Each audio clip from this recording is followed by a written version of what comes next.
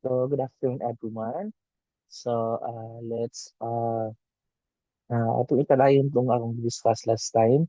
So we are done with markup and also the markup based on a selling cost and a selling.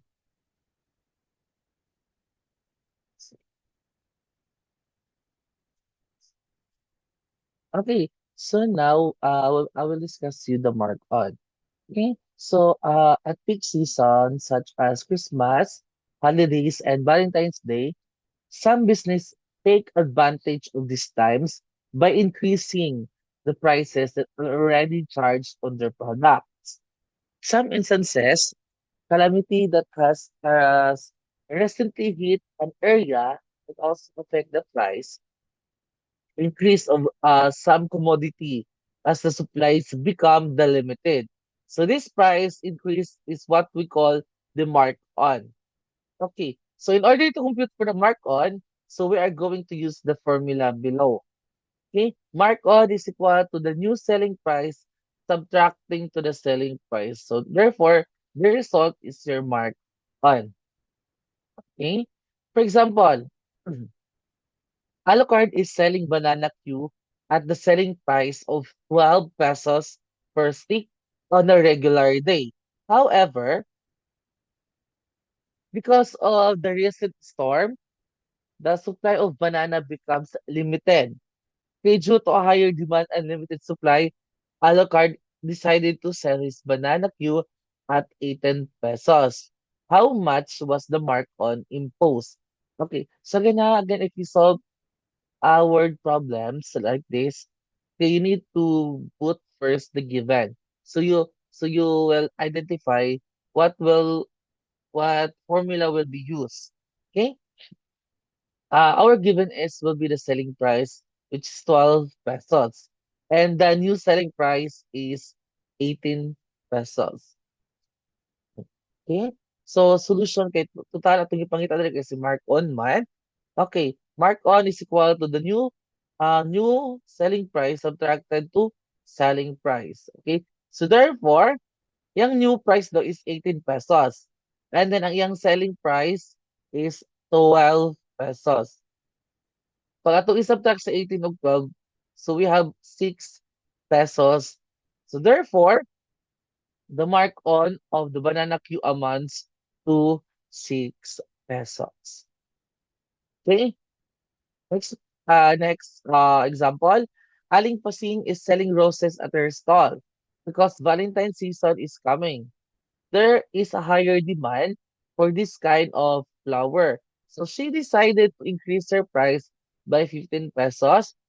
If the cost of bouquet of roses is 120 pesos with a 20% of markup. What is the selling price of the roses? How much would be the new selling price with a mark on of 15 pesos? So kani class is siyang example is dili sa una nato pangitaon si mark on. Okay? Because mark on is already given. So I will atong pangitaon diri kasi is what is the new selling price. Okay? Given mark on 15 pesos. So the cost of the bouquet or the flowers will be 120 pesos. So the markup rate, it's 20%, which is 0.2. First one is we need to solve the markup. Okay? Markup is equal to 20% times 20. Hakuan sa nato ni og markup. Okay? Let us solve for the markup. 20% times 120. That's if you convert 20% into decimal, that's 0.20 or 0.2. Then after that, you multiply 0.2 times 120. That would be markup is equal to 24. Okay, recall class sa inyong markup. Sa last video na ako discuss. Okay? Recall the formula of markup. So, so the markup will be 24 pesos. Then we will solve for the selling price of the roses. Again, recall the formula of a selling price is cost plus the markup. Okay? Feel like again cost 120 pesos plus the markup here, excuse me, the 24 pesos. So therefore, sorry, our our selling price, sorry, our selling price is 144 pesos. Therefore, the selling price of the rest will be 144. But dili pa nila sa kay itong gipangita kas is the new selling price of a bouquet.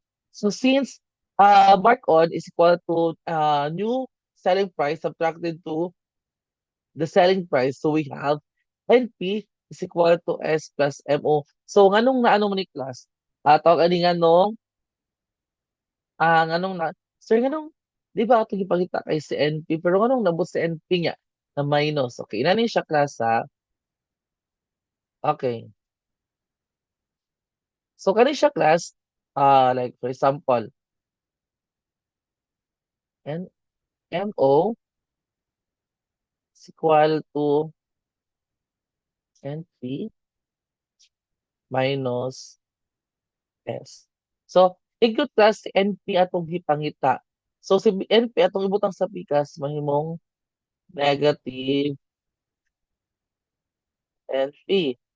Then, kani si S ibutang sa diri a. Then kani si MU mahimong negative MU. Okay?